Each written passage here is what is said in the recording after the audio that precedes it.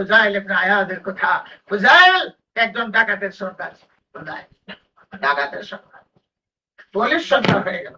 ফুজাইল ইবনে আয়াদ বিখ্যাত ডাকাতের দলের সর্দার, যে জঙ্গলে উনি থাকতেন মানুষ এই দিকে চলাফেরা করতে পারত না। ফুজাইল ইবনে আয়াদ ডাকাতের সর্দার, তার দল বলা ছিল।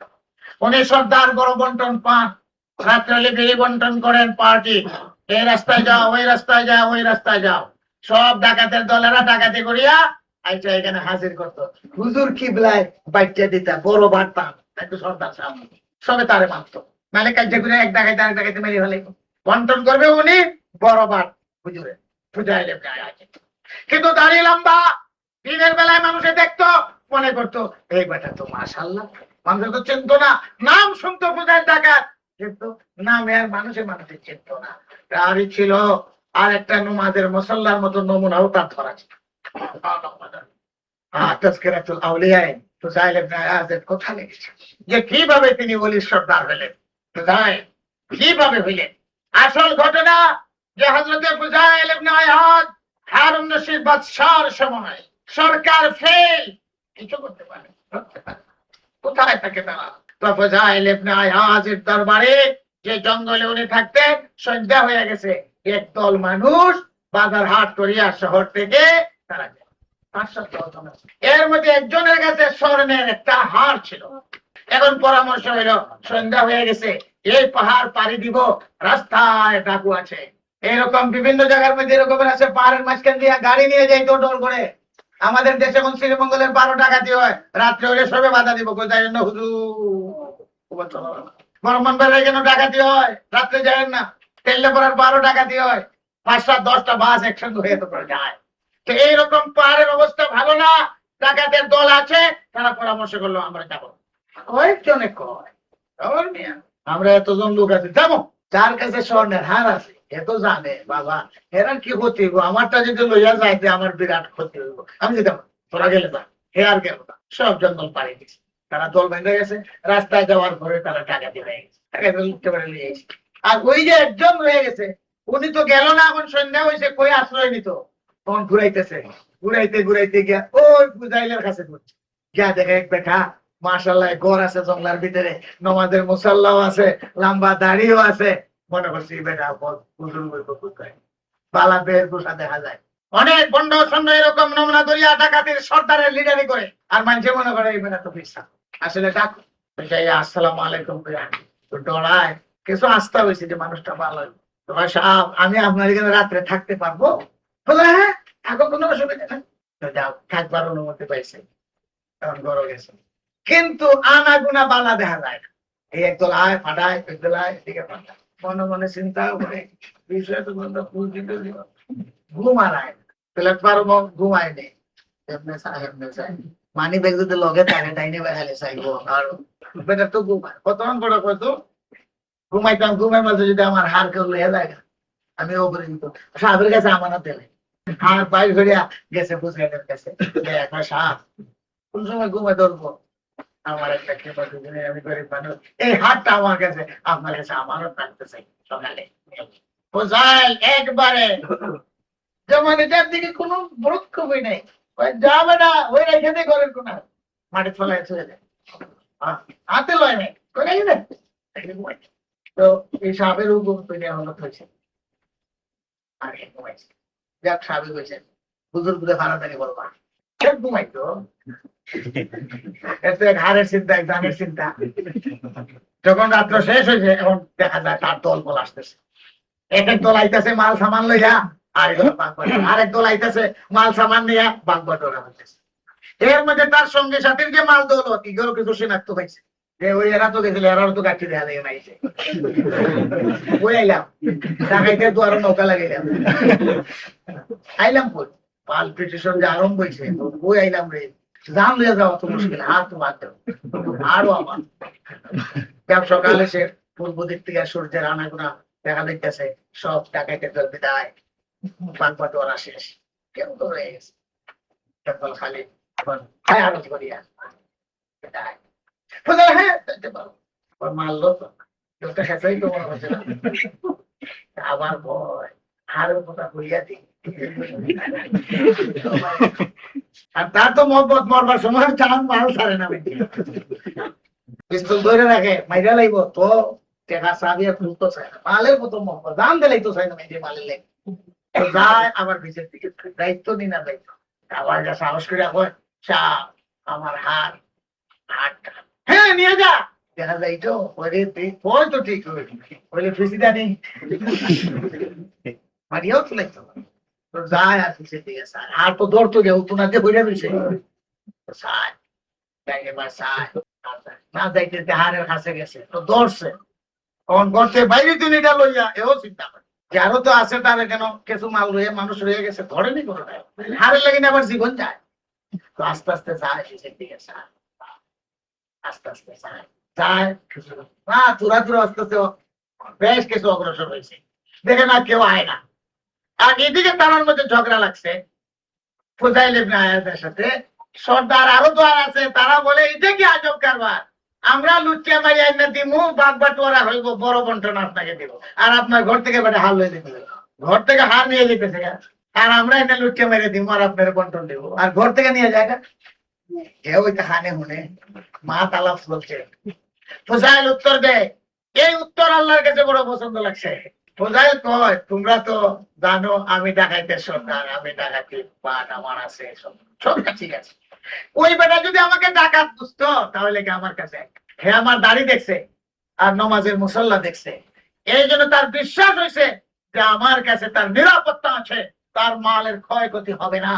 এখন যদি আমি তার সাথে কোনো দুর্ব্যবহার করি তো হের সাথে করলাম না, আমার দাড়ির সাথে করলাম, আর এই নমাজের মুসল্লার সাথে আমি করছি সরকারি ঠিকই, মানুষ তো আমার চিনে না জানে না, ফুজাইলে টাকাইতে করে কই করে কি করে কে চিনে আমার, এই বেটা তো আমার ভালো মনে করি আমার কাছে আইছে, আর আমার দাড়ি দেখে বিশ্বাস করছে, আমার যে পান্ডা মনে করতো, আমার ডাকাত মনে করতো, দেখে নাই তো, এখন যদি আমি তার সাথে খারাপ ব্যবহার করি তো আমি তার সাথে করলাম না, আসলে আমার দাড়ির সাথে করলাম, নবীর সুন্নতের সাথে করলাম, আর নামাজের মুসল্লার সাথে করলাম, এই জন্য আমি তাকে চাইতে দিছি, যাও সেটা মাল দৌলত তো তোমরা আল্লাহ কম দিছে না, আমরা কম দিছে, হেরে যাইতে এ ওইটা শুনে রাস্তা দিয়া যায়, একলা একলা জঙ্গলে দিয়া আল্লাহর কাছে দোয়া করবে না, সে দোয়া করে আল্লাহ এত ভালো ডাকাত আমি আর পাইছি না, ডাকাত কিন্তু এত ভালো, নবীর সুন্নতের ইজ্জত করে, মুসল্লার ইজ্জত করে, আর আল্লাহ তুমি তাকে হেদায়েত দিয়ে দিতে পারো, তুমি তাকে হেদায়েত দিয়ে দিতে পারো। সারাটি জঙ্গল পাস হয়েছে, আর আল্লাহর কাছে খাইন্দা খাইন্দা দোয়া করে এই গরিবে অন্তর দিয়ে আল্লাহ তুমি তাকে হেদায়েত দিয়ে দাও, এটা লেখে এই দোয়াটাই তার হেদায়েতের প্রথম নম্বর কারণ। হে তুমি দিল খুললে দোয়া, হাই আমার জীবন বাঁচলো, আমি গরিবের হার পাইলাম, আল্লাহ তুমি তাকে হেদায়েত দিয়ে দাও, আল্লাহ তাকে তুমি হেদায়েত দিয়ে দাও, এই কানতে কানতে একবারে অন্তরের গভীর থেকে দোয়া করেছে, এই দোয়া আল্লাহর দরবারে গ্রাউন্ড হয়ে গেছে, কারণ হেদায়েত কেমনে হইব, এত বেটা চলে গেছে, আল্লাহ তুমি তাকে হেদায়েত দিয়ে দাও, যদি এই লোকটা হেদায়েত হয়ে যেত দেশে কত না শান্তি আইতো, মানুষ পাহাড় জঙ্গলে নিরাপদে চলতে এত গেছে।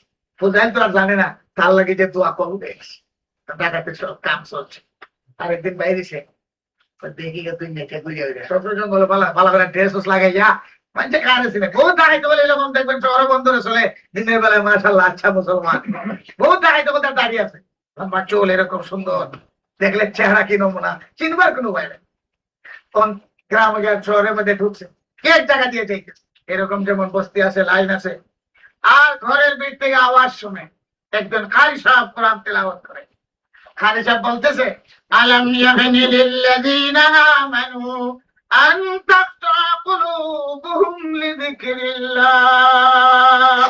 সূরা জাসিয়া। কারি সাহেব তো আস্তে সূরা পড়তেছে, পড়তে পড়তে এই আয়াত পর্যন্ত আইছে, আর উনি বাইরে দাঁড়াই আছে, ভালো লাগতেছে কোরআন শরীফটা, ভালো লাগতেছে, ভালো লাগতেছে পড়তেছে কারি সাহেব, আলাম ইয়াহনি লিল্লাযীনা আমানু আন তাকশা কুলুবুহুম লিযিকরিল্লাহ। এই আয়াতের অর্থ হলো এখনো কি টাইম হয় নাই, এখনো কি সময় আসে নাই, আল্লাহর স্মরণে তোমার দিলটা নরম হয়ে যাও, এটা আল্লাহর প্রশ্ন বন্দার দিকে, আলাম ইয়ানি এখনো সময় আসে নাই, আর কতদিন বাসাও এখনো দিলটাকে নরম করতে পারো না। ফুজাইল বুঝতেছে যে আল্লাহ বোধহয় আমারে বুঝতেছে, আল্লাহ বোধহয় আমারে বুঝতেছে, খারাপ এরা শুনতেছে, ও ফুজাইল এখনো কি তোমার সময় আসে নাই, আল্লাহর স্মরণে দিলটাকে নরম করো, ডাকাতি ছাড়ো, ফাইজামি ছাড়ো, বদমাশি ছাড়ো, আর পক্কা মুসলমান হয়ে যাও, এখনো সময় আসে না। ফুজাইল বুঝতেছে আল্লাহ আমার কি আয়াত। আর সব তো তার পড়া শেষ। ফুজাইল কোথায় যাওয়া আরম্ভ করছে, বাহির থেকে চিৎকার করিয়া ফুজাইল বলে অ্যাকশন করেছে।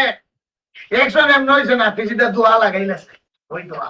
ফুজাইল বলে লাকাদ জালান, লাকাদ জালান, লাকাদ জালান। আল্লাহ বলেন আলাম ইয়ানি, সে উত্তর দেয় লাকাদ জালান, নিশ্চয়ই টাইম হয়ে গেছে। ফুজাইল উত্তর দিতেছে আল্লাহ দিকে এখনো টাইম হয়েছে না, আর কত দেরি। সে বলতেছে হ্যাঁ নিশ্চয়ই টাইম হয়ে গেছে, আমার আর পাইজামি করবো না, ফিরত। আবার এসে তার জঙ্গলে উপস্থিত, আর সেই অপেক্ষা করতেছে তার দলবল আসবে। দিল থেকে তবা হয়ে গেছে, আর পাইজামি করবো না, আর টাইম নেই। আল্লাহ বলে একটা কোনো টাইম হয়েছে না, আর টাইম নাই আমার। সন্ধ্যার সময় হইতে আসরের পরে সারাদিন তো ডাকাইতেরা ঘুমাইছে, এবং তার দল বলে হাজির হয়েছে, বিলিবন্টন হইব। আসলে পরে সবরে জমা করছে, বোঝায় জমা করে বলে আর আমি ডাকাতি করিব না, আর তোমার সর্দারের দায়িত্ব ইস্তিফা দিলাম, আর এই জঙ্গল থেকে আমি বিদায়। তোমরা যেমনি পারো যার যে চলো ডাকাতি করো, তোমরা যা মনে হচ্ছে তা করো, তোমাদের অপেক্ষায় ছিলাম, আমার আর টাইম নাই, আমার আর সময় নাই, আমি আর সর্দারি করবো না, তোমাদের সঙ্গে আর থাকবো না, সালাম, আমি এক্ষুনি বিদায়। ওটা মা তৈল নি, ওটা ওটা ওটা একটা মা তৈল নি, অন্যায় কিবা করছি আমরা, 100 বার ভাব ধরে মা চাইব, কি অন্যায় করলাম, আমাদের কেউ দুষ্টামি করছে আপনার লোকে, আর আপনি অত রাগ, আল্লাহর রাস্তে মাফ। এরা তো আর বুঝে না, আল্লাহর রাস্তে মাফ, কি অন্যায় আমরা করছি। এখন তুমি যে মনে করি তোমরা কইছে সে গায়েব করছে, সব আল্লাহর রাস্তে মাফ। আপনার মতো সর্দার কই পাইব, আর আপনি সর্দারে ছেড়ে দিবেন, কথা হইতে পারে নাকি, আমরা থাকতে আপনারা ছাড়বো। এরা তো ভিতরের কথা বুঝে না। আর ফুজাইল ভাই না না টাইম নাই, না আমি আর তোমাদের এইসব দায়িত্ব আমি আর নাই, আমি এখন বিদায়। এবার যাই দেখা আমরা থাকতে, আমরা লইয়া যাইবা জানতে যাই। কি মায়া মহব্বত তারা, এটা সুদীর মহব্বত, আর দিন ছোট ছোট মহব্বত থাকে, জয়রে জয়রে মহব্বত থাকে, রেন্ডিয়া রেন্ডিয়ায় মহব্বত থাকে, আল্লাহ ওয়ালায় মহব্বত থাকে, যার সঙ্গে যার মহব্বত তার সঙ্গে তার আসে। আল্লাহ ফুজাইল ভাই না আমার এক্ষণ বিদায়। বিষয় কি মুখ খুললে কই কিতাব অপরাধ করছি, কতক্ষণ মা ফেলে মগলে মিলিয়া তোমা কই না, আমরা মন দেখছি তারা খেপছে, সকলে মিলে কইতেছে মা মাপ থেকে তোমা কই না, কিতাব না রয়েছে করতাম, এতদিন করছি, ডাকাতি করছি, বদমাশি করছি, ব্যক্তি করছি, সব তো আর করতাম না, এই ব্যবসায়ী তোমরা রূপে কোনো না। কিন্তু একটা মানুষের অন্তরে যদি এক পরিবেশের ভিতরে আল্লাহর ভয় বা মহব্বত আই হয়, তো সকলের ভিতরে আসর হয়, সত্যিকার ভাবে যদি হয়। ফুজাইলের ভিতরে আল্লাহর ভয় ঢুকে গেছে, এটার আসর করবোই করবো। এটা যদি অত খারাপ ব্যবসা হয় আর আপনি আমরা বানাই যাইতা, আমরাও আপনার লোকে লোকে তোবা করে টাকা দিয়ে শেষ। ওনার ভিতরে যখন সর্দারের ভিতরে আল্লাহর খৌফ, আল্লাহর ভয় আসছে, তো রাস্তা পার্টির ভিতরে আসছে। এই জন্য বিভিন্ন যুগে যখন সর্দার মুসলমান হয়ে যেত, তারা আশেপাশে সব মুসলমান হয়ে বলে বলে মুসলমান হয়ে, তারা বলতে আমরাও তো সবই তবা করে লেছে। ফুজাইল কান্নাকাটা করে, তারাও জঙ্গলে পড়িয়া সজিদায় পড়িয়া কান্নাকাটা করে, আয় আল্লাহ তুমি মাফ করিয়া দাও, এই অন্যায় করছে, অবিচার করছে, ডাকাতি করছে, কি করা যায়, আল্লাহ তুমি মাফ। তার মশলা জানা আছে, ডাকাতির মাল এমনি মাফ হইতো না। ফুজাইলে বলে এক কাম করতে করছি তো করছি, জবাব দিতে আল্লাহর কাছে, যার মাল ডাকাতি যেমনি করছো এটা মানুষের দ্বারা দ্বারা ফেরত দাও, ফেরত দাও।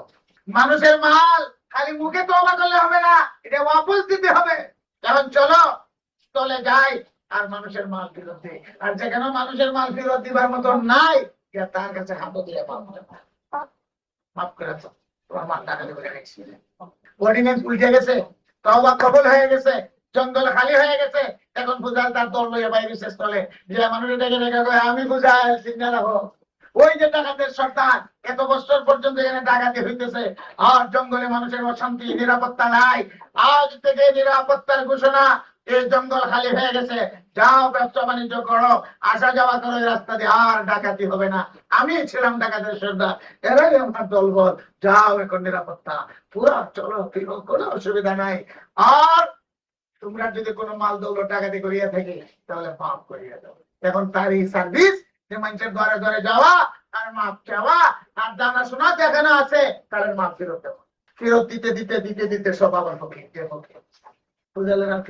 মাল দৌলত দেওয়া শেষ, তো মানুষের ভাবনা রয়ে গেছে, খরচা দিয়ে গেছে, আর মানুষের বাড়ি ঘরে যেত, পরিচয় দিত, রাস্তা দিয়ে যেত, আর এলান করতো, ঘোষণা দিত, আমি ফুজাইল ওই ডাকাতের সর্দার, যার কারণে দেশে অশান্তি, যাও রাস্তাঘাট এখন নিরাপদ, চলতে চলতে পারো, ব্যবসা বাণিজ্য করতে পারো, হইতো আর রাস্তায় রাস্তায় যাইতো।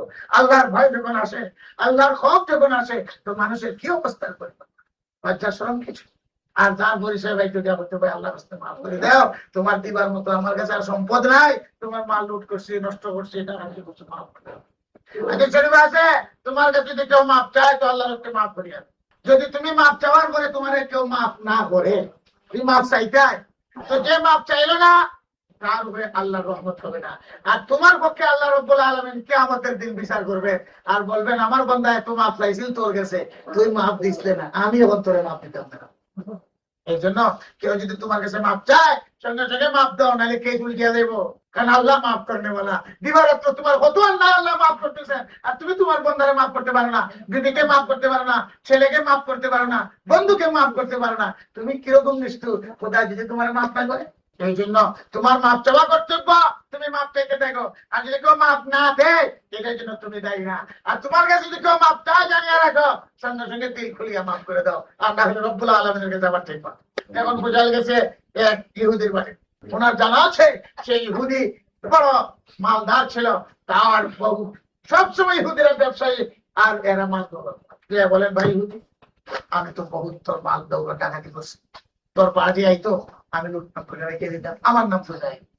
ও তুমি নি ফুজাই, তোমার তো দেখছি না, চিনছি না, আইসিল না, কিতা দিছো কিনা, তুমি তো জঙ্গলে থাকতা। আইসি ভাই, সব ব্যবসা ছাড়িয়ে দিছি, এই ডাকাতি ছাড়িয়ে দিছি, চুরি চামারি ছাড়িয়ে দিছি, এখন সোজা হয়ে গেছি, এখন মানুষের কাছে মাপ চাইতেছি, আমার দিবার মতো যা তেল দিয়ে শেষ করছি, এখন যে ফকির সেই ফকির, এখন চাই তোমার কাছে মাপ, তোমার বহুত দৌলত আমি নষ্ট করছি, আল্লাহর রাস্তায় তুমি আমার মাপ দাও, দিবার মতন শক্তি পাই। সেই ইহুদি পরীক্ষা করতে চায় যে হে কি হাসা, ওই তওবা করলো নি ডাকাইদের সর্দার, না কোনো বাউতাবাজি আছে, অনেকে বাউতা টেকা তো ইও মাপ চায়, আসলে বাড়ির বালা ব্যবস্থা আছে। ওই ইংল্যান্ডে ওদের ওইখানে ইয়ে করব, ইংল্যান্ডের রানের কাছে দেশের কোনটা নাই, হুমলে আছে, বাড়ি আছে, বিল্ডিং আছে, আছে, খামার আছে, এখানে ইয়ে লেবার না। আর যদি ভয় আছে তাহলে লেবার বন্ধ করে দিব। তখন ইহুদি জানতে চায় যে এটা কি পাল্টাবাজি আমার কাছে যে মাপ চায়, নাকি আসলে সে ফকির হয়ে গেছে।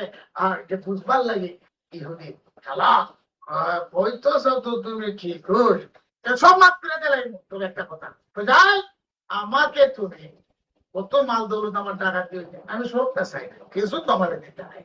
এটা পরীক্ষামূলক ভাবে বয় যে দেখি তার সম্পদ কিছু আছে কিনা আছে, সব মাপ করে দিলাই। আর 20টা দিনার স্বর্ণের আশ্রমে আমার গেলাম, স্কুল লেখার বদলা বাকি সব পাবো। এটা হলো পরীক্ষামূলক, দেয় কিনা দেখি। যদি মালের মহব্বত থাকে তো নিশ্চয়ই দিত না, আবার কইবো আবার কইবো। আর যদি মালের মহব্বত না থাকে তাহলে হয়তো স্বীকার করবো। 20 টাকা দিয়ে যদি সব মাপ পাই আলহামদুলিল্লাহ, আচ্ছা বাকি সব মাপ দিবা তো বলে স্কুল লেখা মাপ, কিন্তু খালি আমার 20টা স্বর্ণের আশ্রমে আর পূজায় এমন গরিব, একটা করিব পয়সাও তার হাতে, গাছের লতা পাতা খায়, কেউ দাওয়াত দিলেও খায় না, কোন মাদের মতো ঘোরায়। আল্লাহর পরোয়া, আল্লাহর ভয়, আল্লাহর মহব্বত আল্লাহ তাআলা দিয়ে দিয়েছেন। আমার কি অভাব আছে, কিন্তু মানুষের মহতাজ না, খাওয়া দাওয়ার খবর নাই, টাকা পয়সা নাই, কিচ্ছু নাই, তবুও ইনশাআল্লাহ যাও এবার চেষ্টা করো। এই ওয়াদা করে আইছে, ওর কই থেকে আল্লাহ তাআলা কেমনে জোগাড় করে দিয়েছে, কয়েকদিনে কেমনে আল্লাহ মাসুল বাড়াই দিচ্ছে, হক হালাল তরিকায় এই 20 টাকা নিয়ে এরপরে ইহুদি বাড়িতে আসে, তারপরে সাপ নেই, আমরা মোটামুটি এই লইয়াছি, বাকি সব মাফ করে দাও, তনি মাপ পাওয়া যায়। ইহুদি বলে আসলে তো পরীক্ষার লাগে, দেখবো যে ওয়াদা সত্য। যার ওয়াদা নাই তার ইমান নাই, যার আমানতদারি নাই তার ইমান নেই, পরিষ্কার কথা। ওয়াদা পুরা ওয়াদা। ব্যাপার হইল পূজায় যাইবার আগে ওই বালিশের নিচে পরীক্ষার জন্য কিছু মাটির টুকরা, এটা বালিশের নিচে আমরা থুয়ে দিছি লুকাইয়া, মাটির টুকরা। আর উদ্দেশ্য হইল যদি পূজায় সত্যিকারের তওবা করিয়া থাকে তো এটা প্রমাণ যে সত্যিকারের তওবা করে তার নাম ওলির দপ্তরে লেখা হয়, এবং সমস্ত গুনার পরিবর্তে আমলনামায় নেকি লেখা হয়। তওবা যদি সত্যিকার ভাবে হয়, যেহেতু ওলি হবে, আর ওলি যদি হয় তো মুসা আলাইহিস সালামের কিতাবে লেখা, এই তো ইহুদি তাওরাত পড়ে, তাওরাতে লেখা আছে আগের জমানায় যাদের তওবা কবুল হইতো তাদের নিদর্শন হইলো মাটিতে হাত লাগলে মাটি স্বর্ণ হইতো। আমরা কোরআন ও হাদিসে এমন কোনো কথা নাই যে তওবা কবুল এবার নিদর্শন শোনা মাটি শোনা হন লাগবো পেতো আল্লাহ দিলে বলে তওবা শেষ আর মাটি রাখতে বললাম বলুন না। কিন্তু ইহুদির কিতাবে লেখা সেটা বিশ্বাস করে কাজে কাজই সেই ইহুদি বলতেছে যে দেখি পূজায় যদি সত্যিকারে বলি হয়ে থাকে মাটিতে হাত লাগলে মাটি স্বর্ণ হইব কাজে কাজে লুকাইয়া মাটি তো বুঝাইলে তো ভালো করে আগ্রহ করতো না বলিয়া কয় হ্যাঁ তোমার তো রাখলাম তবে তোমার লোকের একটা কথা আছে আমার বলে কি দেখো বলে কথা হইলো এই এই বালিশের নিচে কতগুলা স্বর্ণ আছে টুকরা আছে আমার তো এইগুলা আমি রাখলাম এগুলা তোমার নিয়ে বেঁধব এই বালিশের নিচ থেকে সব স্বর্ণ হয়ে বেঁধব আমি রাখছি তোমার লাগে রাখছি কিন্তু মাটি পূজায় কত ভাই চাইলেন যে ভাই আমি কেউ হাদিয়া কবুল করি না হারুন রশিদের হাদিয়া কবুল করি না মানুষের বহুত মাইরে দূরে খাইছি এখন সব বন্ধ আমার আমি কেউ পয়সা নেই না তোমার এটা আমি নিব না ভাই আল্লাহ রাস্তে মাপ দাও ভাই আল্লাহ রাস্তে মাপ দে আমি এগুলা নিব না হ্যাঁ ভাই আল্লাহ রাস্তে চাই তুমি নেও নালে মাপ নেই না নিলে মাপ নাই নেস্তে মাপ তুই তা নিতুই জবরদস্তি উনি তো গ্রহণ করেন না আসলে কিন্তু পরীক্ষা আর হ্যাঁ সারে না ওই যদি এটা না আসিস তো তোর মা হবে মা বুঝি খাও অনেক সময় হাদিয়া জোরে কবুল করাইতো চাই নিতিব উনি বলেন আমি নেই না আসলে কেউ আমি নেই আল্লাহ রাস্তে মাপ ওই তোর মাপ নেই যা যত দাবি আমার আছে সব হয়ে গেল একটা মাপ তখন তো বোঝাই ঠেকছে এখন মাপ দিত না এটা না নিলে আর তিনি বলেন আমি নিব না আল্লাহ রাস্তে মাপ দে বাবা এটা তুই ভোগের মুশকিল কে দিস হবে না লাগছে ঝগড়া ফোজাইল দেখলেন যে আমার তো উদ্দেশ্য মাপ লওয়া তার কত দাবি আমার উপরে এগুলার থেকে যদি মাপ না নিতে পারি সে তো সর্বনাশ বাধ্য হয়ে শেষ পর্যন্ত বললেন ঠিক আছে তুই যখন মাপ দিতে না মাপ দিবে তো বলে করলে তো মাপ খালি গুমটা লইয়া যা এখানে তো আসলে মাটি স্বর্ণ নেই তো ফোজাইল একটা একটা করে সাদ্দরের মধ্যে যে ওনার একটা গায়ে সাদ্দর আছে ফকিরির দরবেশি লিবাস এক চাদর কিনল এক চাদর গায়ে এই চাদরের মধ্যে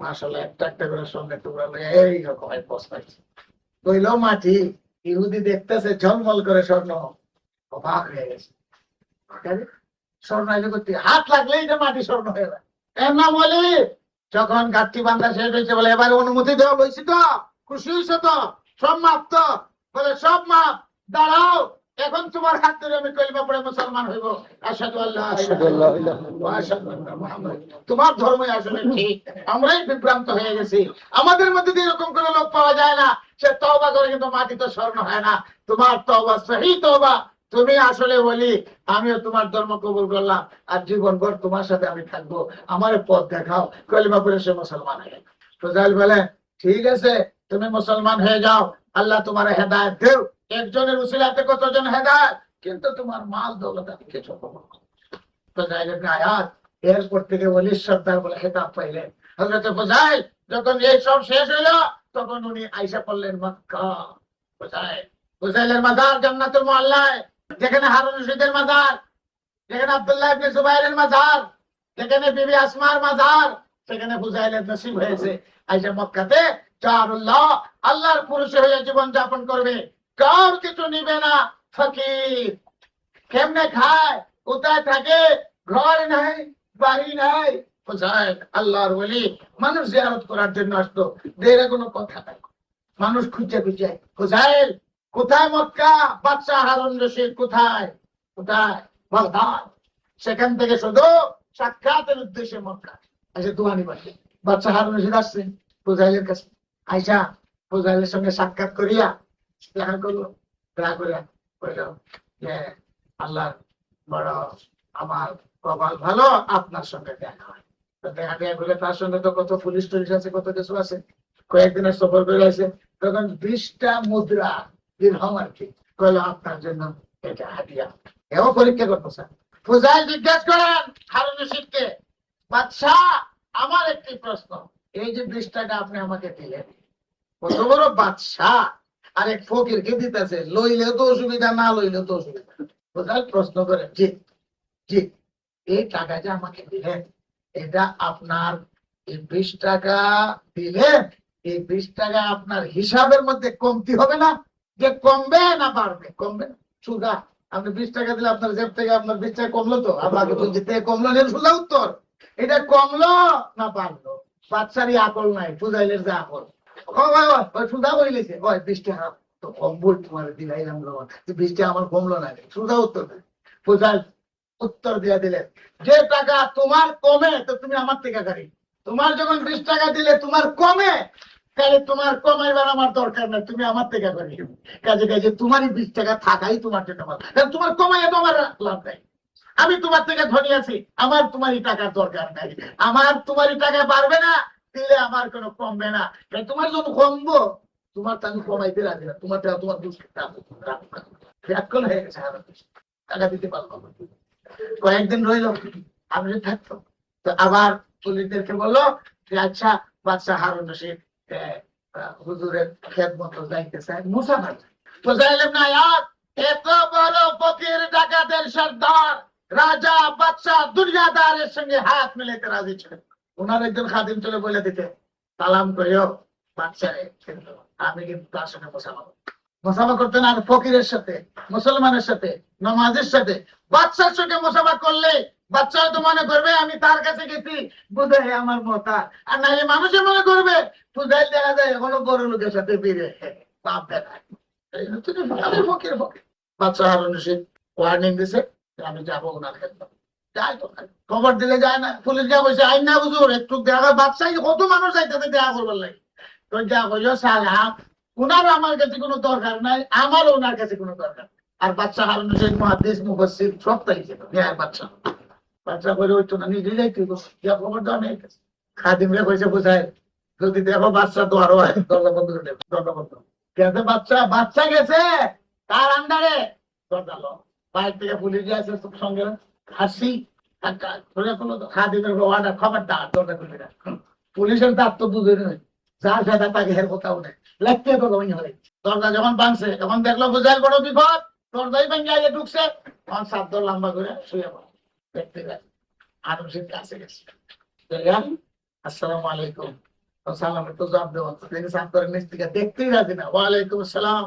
বাচ্চা হারুন রশিদ আপনার সঙ্গে মুসলমান করবার ছিল, হাতটা দিন।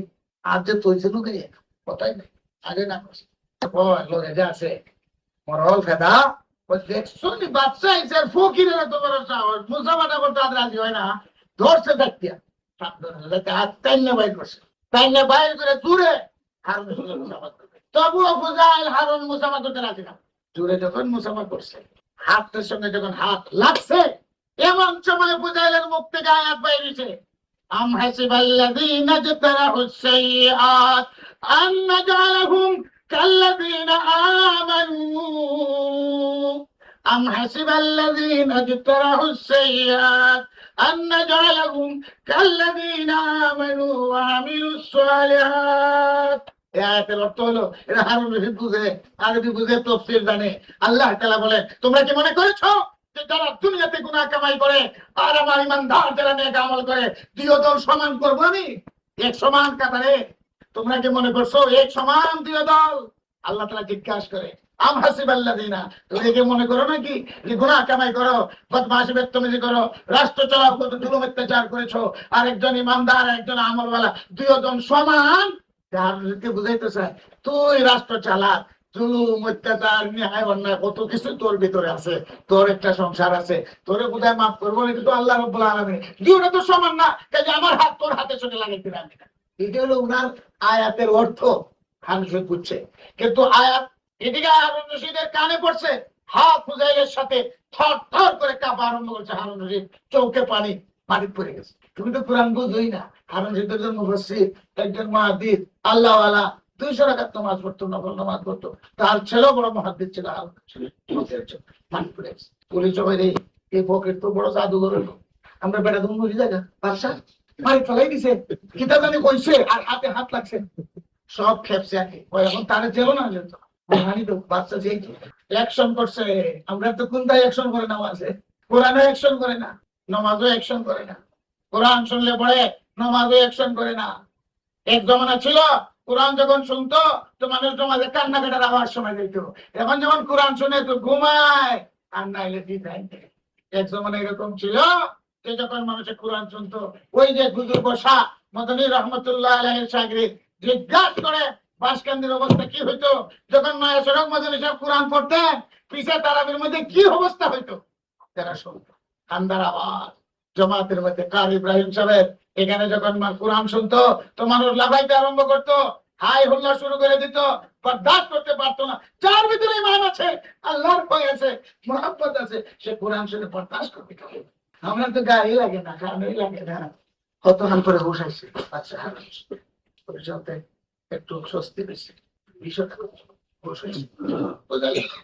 এমন ভাষা আলোচনা করে সাপ উজাইল সাপ ও দণ্ডা করছে, মাফ করিয়া দাও, তবে কিছু নসিহত করো, কিছু নসিহত। উজাইল বলেন ইত্তাকিল্লাহ, আল্লাহকে ডরাও। আবার আল্লাহকে ডরাও। আবার আবার বসেছে, আবার বলেন কিছু নসিহত করো। তো আবার উজাইল বলতেছেন ইত্তাকি দাওয়াতাল মাজলুম, মাজলুমের বদদুয়াকে ডরাও। আবার রাষ্ট্র চালাইতে গেলে কত জুলুম হতে পারে, কেউ সঙ্গে কিছুটা এদিক সেদিক হয়ে যেত, আবার আলোচিত হবে। এই লোকের চাপ। এখন যদি বুঝাইলেন ডাক্তার শোনাইতে থাকি তাহলে তো আর আমার ওয়াজ হবে না। আমি কি বলতে চাইলাম আর কি বলতেছি, আমার ইচ্ছা ছিল এই কথাই যে আল্লাহ তাআলা যখন ইচ্ছা করেন মানুষের মনের অবস্থার পরিবর্তন হয়, মানুষ যখন তওবা করে তো ঈশ্বর ডাকিয়ে দিন, মানে ডাকাতের সব বুঝলেন।